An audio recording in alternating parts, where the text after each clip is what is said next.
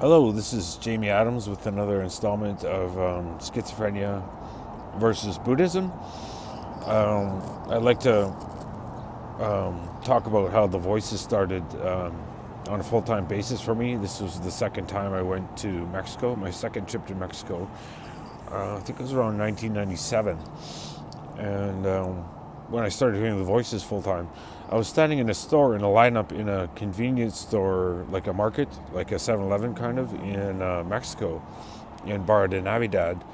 And there was some Mexican people in front of me in the line, and there was a cashier, and everything was moving smoothly. I was starting to lose it. In my mind, I became very confused, and I think something kind of snapped in my mind or something. And I heard a woman's voice say from the back of the store, "You're losing it, boy." This was a female voice, roughly around 30 or 40 years old, sort of informing me that I'm losing it. And I was like, really, what was that? I thought that was kind of, weird, magical, strange. I wasn't afraid of the voices at the time, and walked to the back of the tienda, the store, and looked around. There's no one there, and there was, like, I thought it's strange, a woman speaking in English in Mexico, and there was no one there. But that's when I started hearing voices full time, or most of the time. I attempted school, freshwater science degree, which didn't work out because I was too messed up.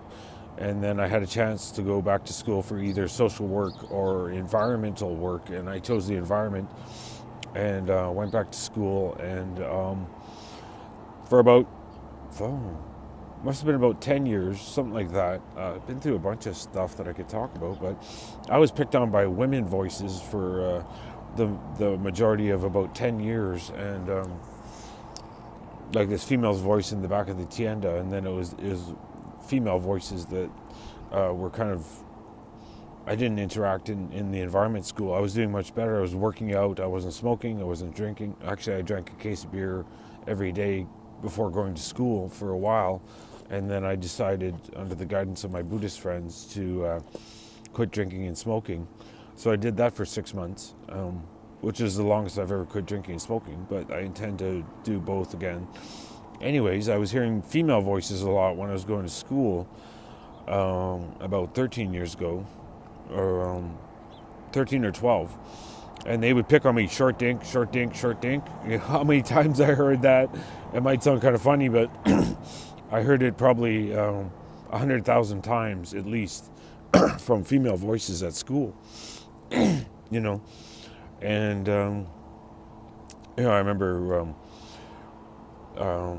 I remember reading an article written by a lady, a girl in university, the first time I tried freshwater science, and they posted it in the paper, and it said something like, women's brains are more, women have a 25% larger corpus callosum than men, and they kind of spread this kind of cosmopolitan intellectual fucking feminism they were spewing major, sort of to the detriment of my mental health, and they let it slide, and printed that. And then I remember writing an article, like, I was very sensitive. I wrote a page in response to it.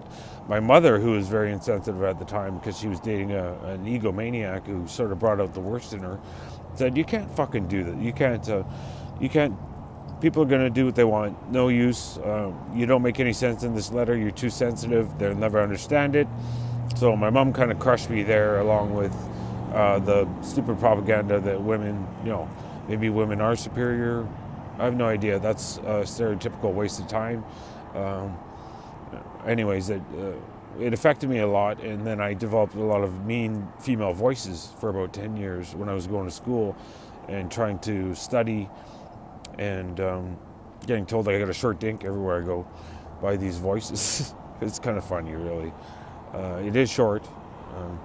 And small brain, they would say as well. Small brain, dying brain, things like this, all stemming from the neo-feminism that I went through. As it's not like I don't sympathize with women and all the struggles they went throughout his history or whatever.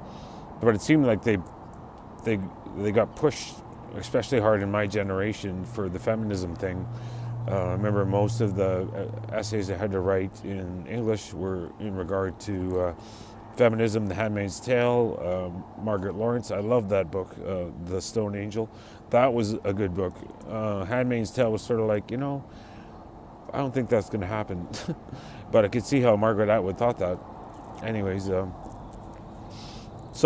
I developed a certain amount of respect for women after that. Having been through all that shit with them, I learned, at times when I was ill, women couldn't take the effort to step over my dead corpse on the ground.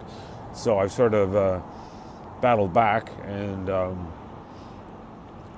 accepted the trials we went through with the voices and our understanding in my battle against the stereotypical fucking guy. And I just couldn't fit into that because of the illness. And then, so I started hearing voices then, and they're mostly female. And then the CIA got involved, and it was a horror show, shit show, and I'm not going to explain any of that. I'm delusional, schizophrenic mystic.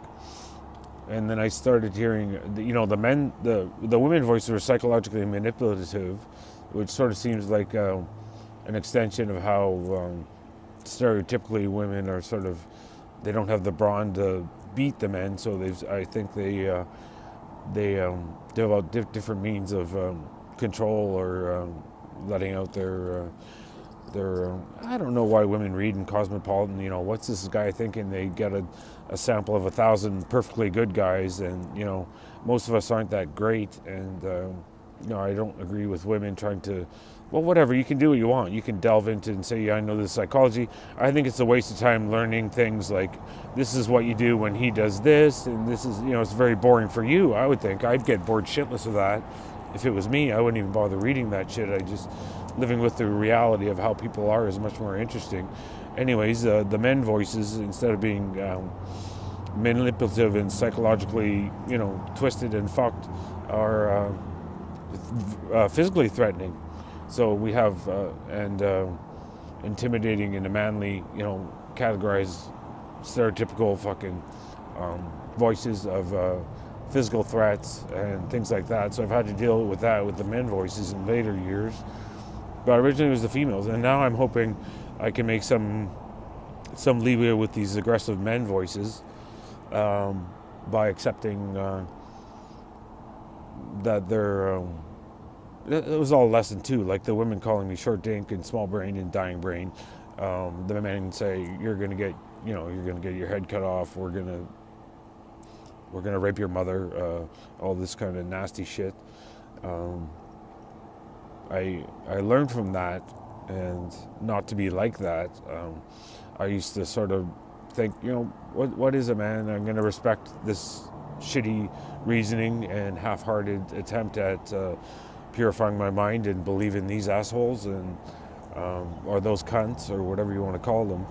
And I'm not going to do either, But that's when I started hearing voices full time, and for the most part, they were in my head.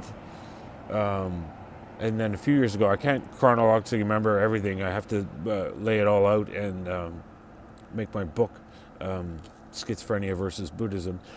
But one night when I was lying in bed at my mom's, I was living with her, and the voices came screaming out of my stomach. And my stomach hurt for about a half an hour. That's why I think it's a spiritual illness. These demons came spewing out my stomach, and were on the outside. I thought they were gone. I was like, fuck, they're gone, right on. I'm going to the beer bar to have a beer and celebrate. And much to my chagrin, I went to the pub, and the voices were louder and on the outside of my mind in the general vicinity of.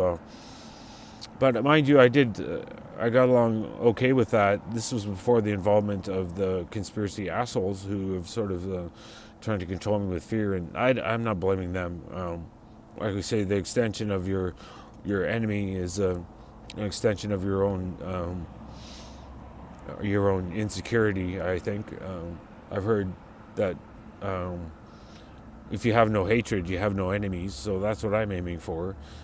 Purifying what I can. The serenity prayer. God grant me the things I can change, the courage to change the things I cannot. No, God grant me the serenity to accept the things I can change, the courage to change the things I can, and the wisdom to know the difference. Now this is that's an important key to the serenity prayer.